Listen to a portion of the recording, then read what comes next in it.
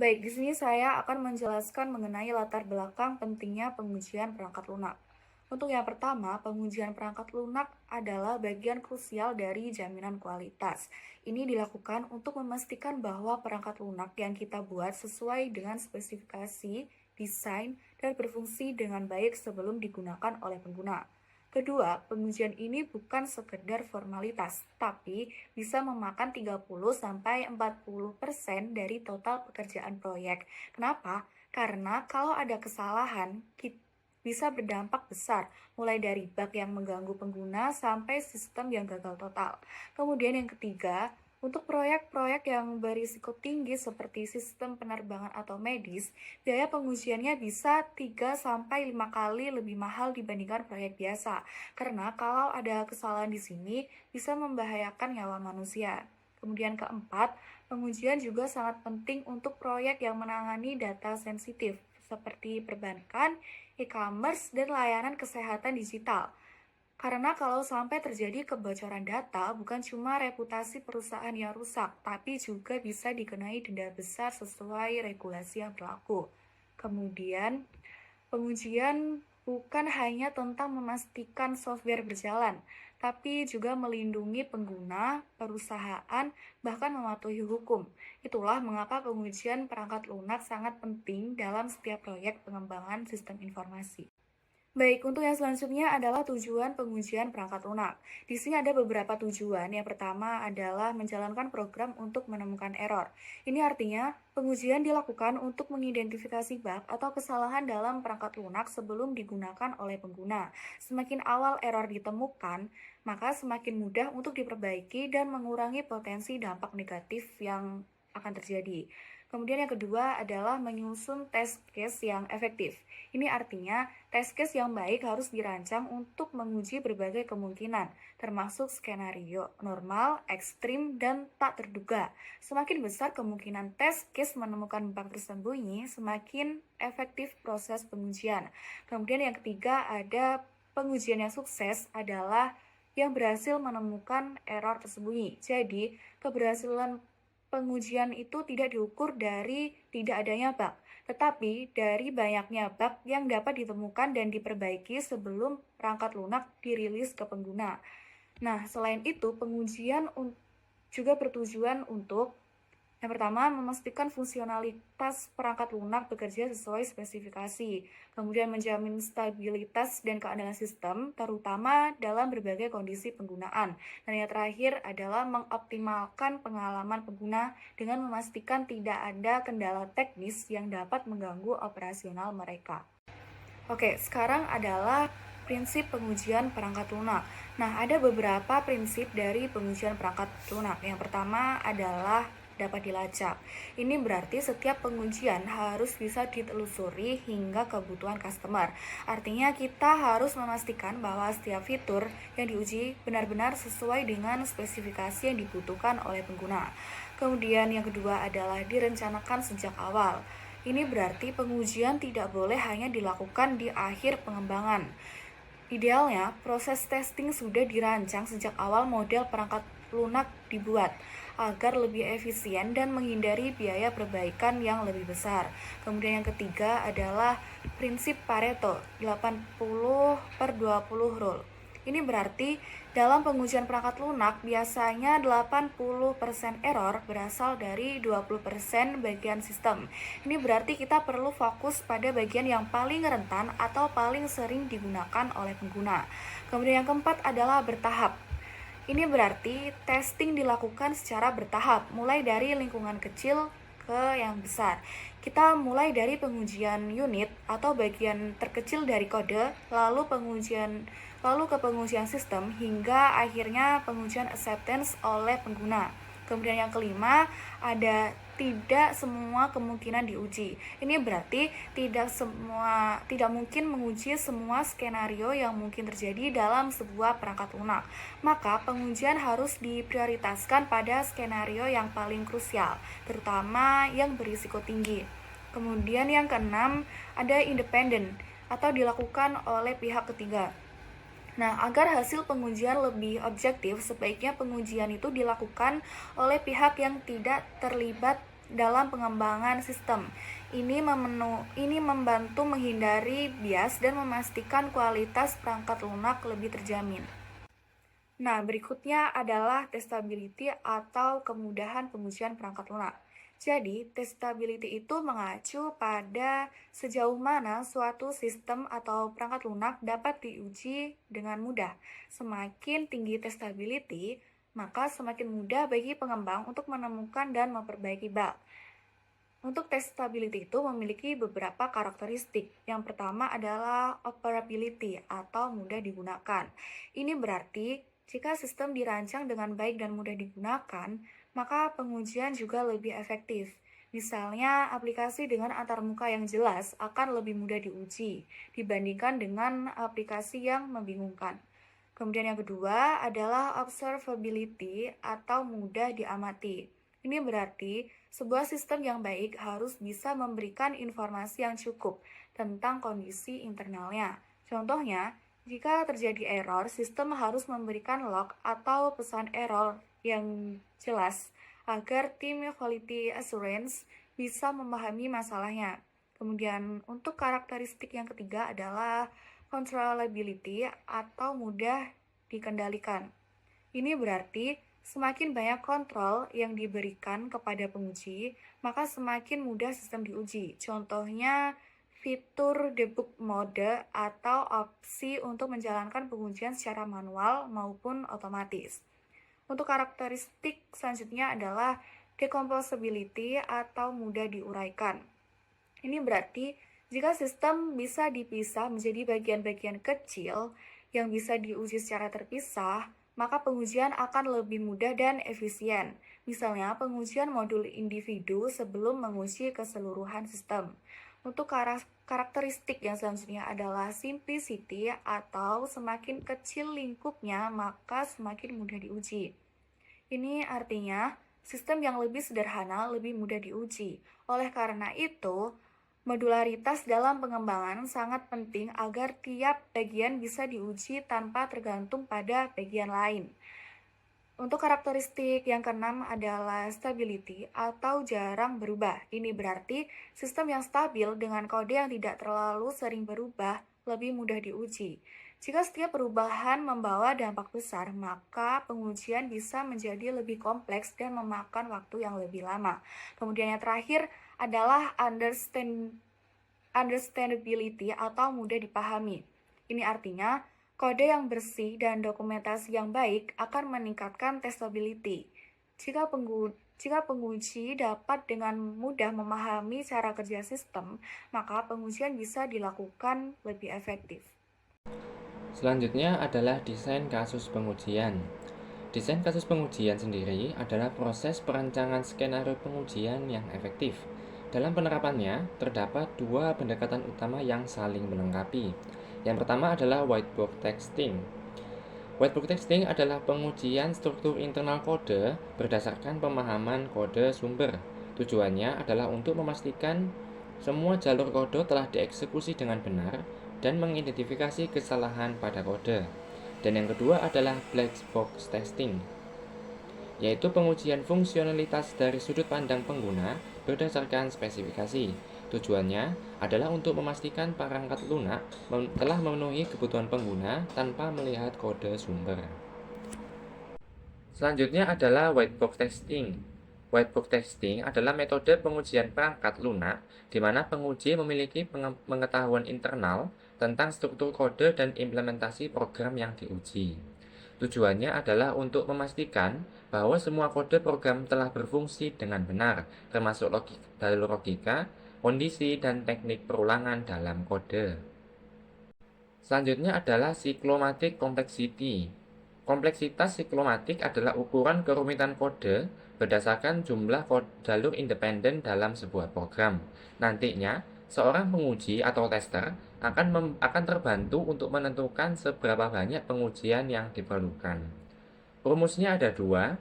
Rumus yang pertama ini digunakan untuk mengukur kompleksitas berdasarkan anak panah dan titik dalam flow graph. Dan rumus yang kedua digunakan untuk mengatur kerumitan kode berdasarkan titik keputusan dalam sebuah flow graph. Selanjutnya adalah contoh dari cyclomatic complexity yang dirangkaikan dengan tahapannya langsung. Tahapan yang pertama yaitu membuat flow graph dulu berdasarkan kode atau desain. Di sebelah kiri adalah contoh kode dari sebuah kondisi if. Kondisinya adalah penyaringan nomor, mengkategorikan nomor dari positif genap menuju positif ganjil, lalu negatif genap, negatif ganjil, dan 0. Dari kode ini dibuatkan flow graph, yaitu alur dari pengkategorian nomor yang digambarkan dalam flow graph di sebelah kanan. Ada titik 1 menuju titik 2 dan titik 5, dari titik 2 menuju titik 3 dan 4, titik 5 menuju titik 6 dan titik 9, dan titik 6 menuju titik 8 dan titik 7 dan titik 8. Selanjutnya adalah menentukan cyclomatic complexity berdasarkan flow graph yang tadi. Dari grafik flow graph yang tadi itu terbentuk garis sebanyak 8, titik sebanyak 9, dan titik yang terprediksi, titik keputusan itu sejumlah 4. Dari ketiga angka tadi itu dimasukkan ke dalam kedua rumus, sehingga dari kedua rumus itu menghasilkan masing-masing angka untuk tahapan kedua ini. Selanjutnya yaitu menentukan kelompok basis dari jalur independen secara linear. Berdasarkan flow graph yang tadi, itu kita menentukan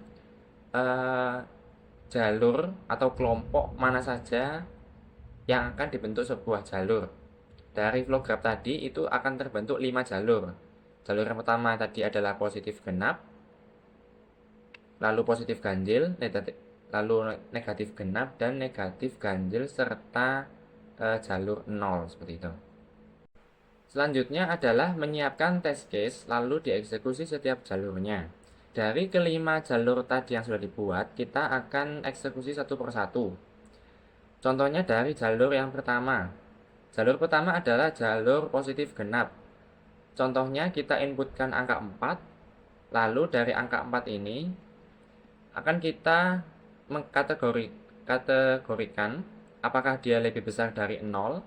Jika iya, maka apakah dia bisa dibagi 2. Dan karena masing-masing adalah true atau benar, maka dia masuk ke jalur positif genap. Contoh yang kedua yaitu jalur kedua yaitu jalur positif ganjil. Contohnya kita menginputkan angka 3. Dari angka 3, penyaringan pertama apakah dia lebih besar dari 0? Jawabannya iya, true. Lalu penyaringan kedua apakah dia bisa dibagi 2? Jawabannya false, salah.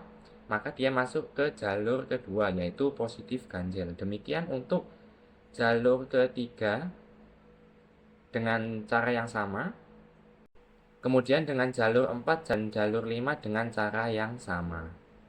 Baik, kita masuk ke black box testing graph based test. Nah, jadi di graph based testing adalah teknik pengujian berbasis grafik yang digunakan untuk mengidentifikasi dan menguji hubungan antar objek dalam suatu sistem.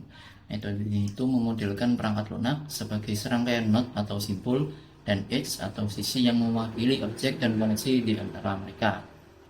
Node sendiri itu mewakili kondisi atau komponen dalam sistem seperti halaman login, input, user, atau hasil verifikasi.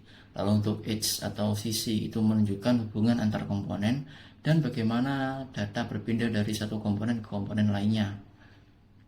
Graph based testing ini itu sangat berguna dalam pengujian sistem yang memiliki banyak aliran proses seperti aplikasi berbasis workflow, mesin ATM, dan sistem navigasi. Lalu untuk langkah-langkahnya itu ada yang pertama, identifikasi node. Jadi setiap node itu merepresentasikan komponen atau kondisi dalam sistem. Lalu identifikasi hubungan antar node. Hubungan ini itu dapat berupa hubungan langsung, simetris, ataupun paralel. Lalu ada penentuan bobot node dan edge. Bobot node digunakan untuk menggambarkan properti tertentu dari sebuah hubungan. Dan pembuatan test case berdasarkan grafik yang telah dibuat. Test case itu dikembangkan untuk memastikan setiap hubungan telah diuji. Lalu kita masuk ke contoh dari black box testing. Misalkan kita memiliki sistem login dengan node sebagai berikut. Ada node A, halaman login page. Ada node B, input username dan password. Ada node C, mana node C? ini,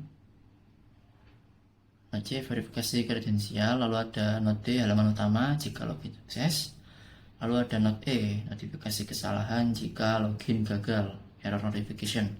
Nah, edge antara node ini akan mempresentasikan aliran data antara setiap langkah seperti misalkan dari A ke B ke C ke D itu login sukses. Nah, jika sebaliknya A ke B ke C ke E login gagal karena node E itu disimbolkan sebagai notifikasi kesalahan, sedangkan node D itu halaman utama jika login sukses. Dengan terus seperti ini gitu kita bisa mengembangkan test case untuk menguji setiap jalur dalam grafik tersebut. Selanjutnya ada black box testing equivalence partitioning. Nah, jadi equivalence partitioning atau EP ini adalah teknik yang membagi domain input ke dalam kelas ekuivalen, di mana data dalam setiap kelas diharapkan memberikan output yang sama. Nah, itu jadi kita dimana yang membagi domain input ke dalam beberapa kelompok atau partisi yang ekuivalen. Jadi setiap partisi diharapkan untuk memberikan nilai yang sama sehingga cukup satu nilai dari setiap partisi yang diuji untuk mewakili seluruh kelompok. Teknik ini itu bertujuan untuk mengurangi jumlah test case tanpa mengurangi cakupan pengujian. Lalu untuk langkah-langkahnya itu seperti yang pertama kita identifikasi input domain yang akan diuji, lalu pisahkan data menjadi partisi valid dan tidak valid, lalu pilih satu nilai dari setiap partisi untuk digunakan dalam pengujian. Nah, lalu untuk contohnya sendiri seperti gambar berikut, equivalent versioning. Nah, misalkan kita menguji sistem validasi usia yang hanya mengizinkan pengguna berusia 18-60 tahun. Jadi ada partisi valid itu yang mencakup rentang nilai 18-60, contoh nilainya adalah 25. Lalu untuk partisi tidak valid ada dua yang itu di bawah 80, misalkan contoh nilai di 16, dan untuk umur di atas 60, above 65, contoh nilainya 65. Nah, dari partisi ini cukup diuji beberapa nilai representatif seperti 16, 25, dan 65, sehingga tidak perlu menguji semua kemungkinan nilai. Diagram ini tuh menunjukkan pembagian domain input usia menjadi 3 partisi. Lalu selanjutnya ada black box testing, boundary value analysis.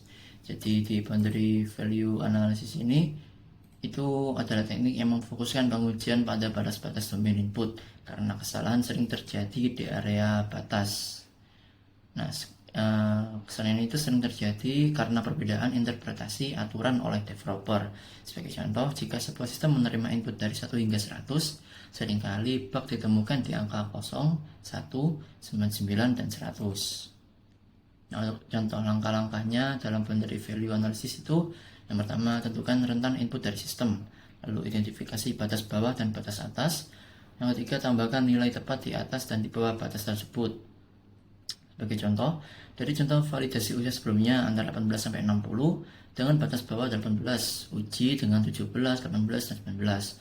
Lalu untuk batas atas itu 60 diuji dengan 59, 60, dan 1. Misalnya input 17 output tidak valid, input 18, 19, 59, 60 valid, output input 61 itu tidak valid. Nah, dengan menguji nilai di sekitar batas ini, kita dapat mendeteksi kesalahan yang mungkin terjadi dalam menangani batas input seperti pada di gambar berikut. Jadi ada beberapa value yang dia itu beresiko rentan terkena error yang ada di batas dari nilai terendah maupun nilai tertinggi. Baik, lalu untuk black box testing perbandingan atau comparison testing. Nah, untuk comparison testing sendiri ini itu adalah teknik pengujian yang membandingkan hasil dari 2 atau lebih versi sistem untuk memastikan konsistensi. Teknik ini sering digunakan dalam sistem yang kritis seperti perangkat lunak perbandingan, perangkat lunak perbankan, atau medis. Di mana keakuratan data itu dinilai itu sangat penting dan harus sebisa mungkin tidak ada kesalahan. Dan untuk langkah-langkah dalam comparison testing, yang pertama, siapkan 2 atau lebih implementasi sistem yang didasarkan pada spesifikasi yang sama. Lalu jalankan pengujian dengan dataset yang sama. Dan yang terakhir, bandingkan hasilnya. Jika hasilnya tidak sesuai, lakukan investigasi lebih lanjut. Nah, contoh seperti pada gambar berikut comparison testing. Jika kita memiliki 2 versi perangkat lunak kalkulator, dengan versi A menggunakan algoritma baru dan versi B menggunakan algoritma lama. Jika kedua versi diuji dengan input yang sama, misal 5+3, output yang diharapkan harus sama, yaitu menghasilkan angka 8. Jika hasilnya berbeda, perlu dianalisis apakah ada bug di versi terbaru. Nah, misalkan di versi lama itu ada 5+3, ini 3+3, 2+2 dalam kurung.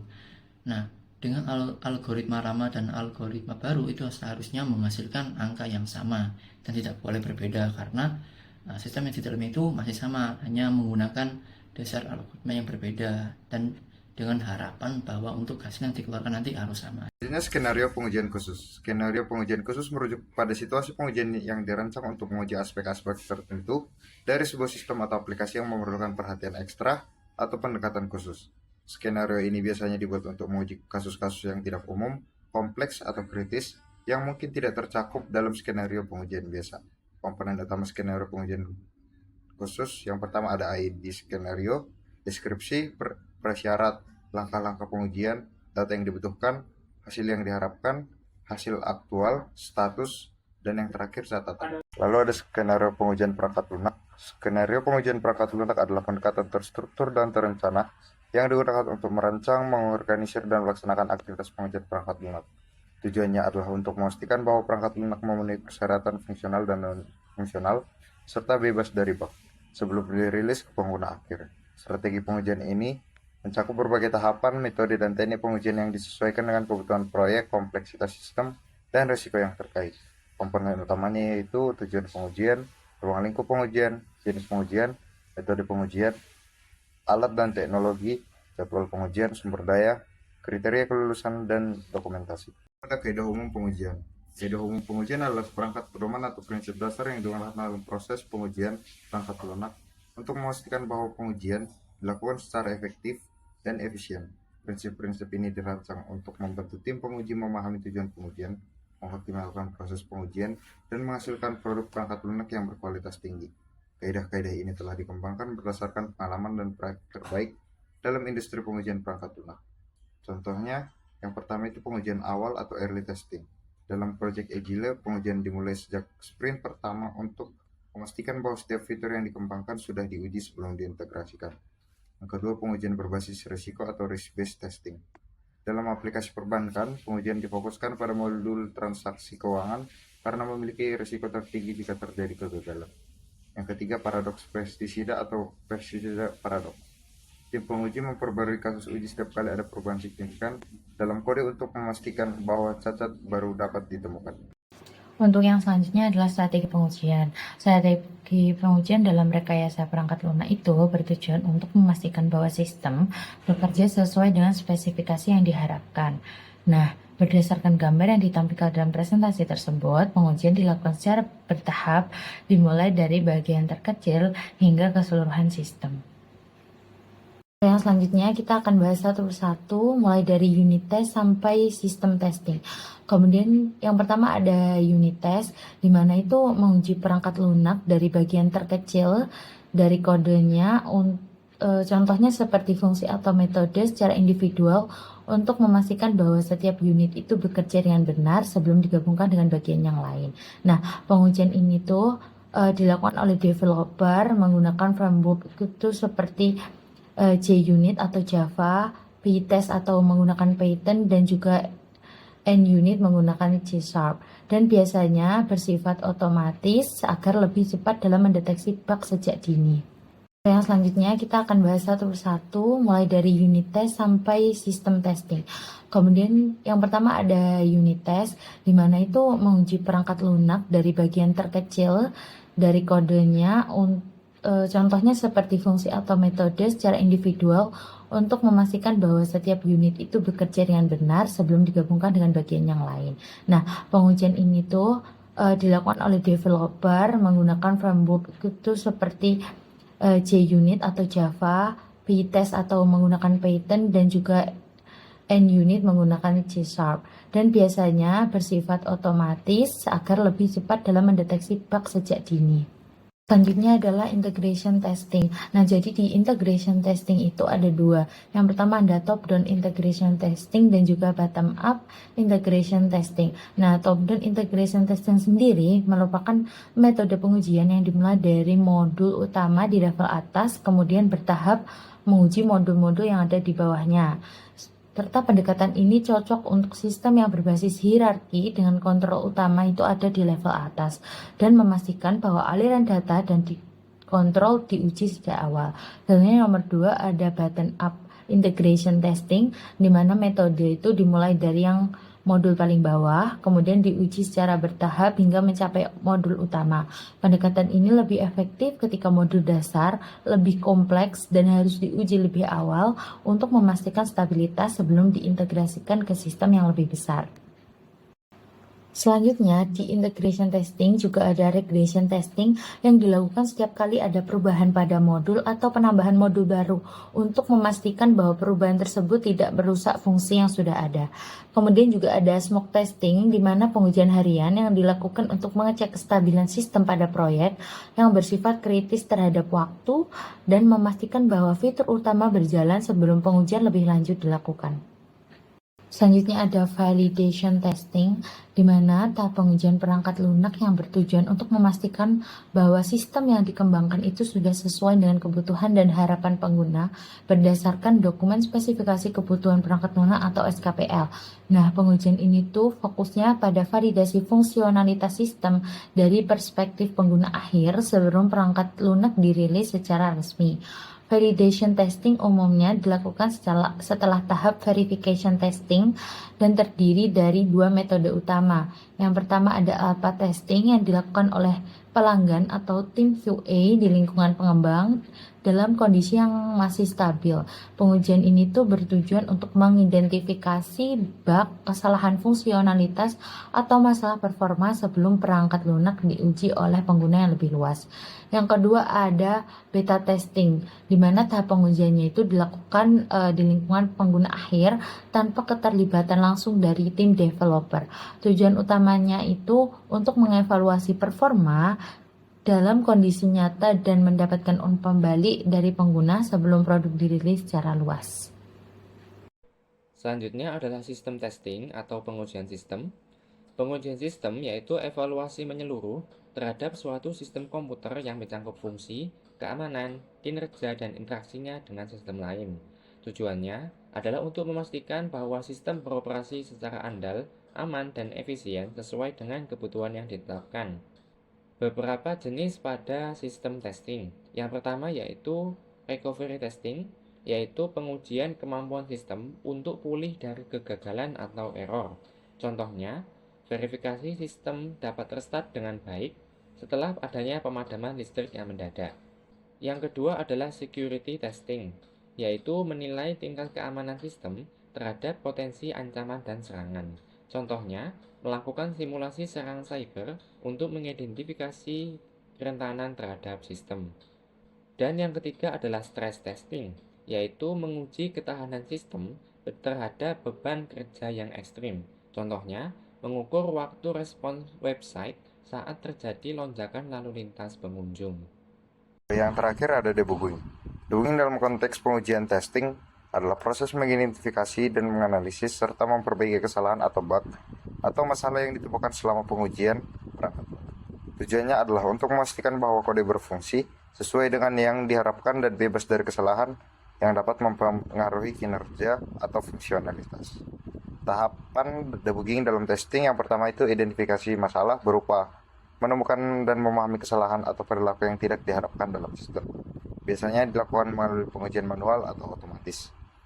Lalu ada analisis masalah berupa menelusuri kode untuk menemukan sumber kesalahan, menggunakan alat debugging seperti breakpoint, log, atau tools khusus untuk memeriksa alur eksekusi kode.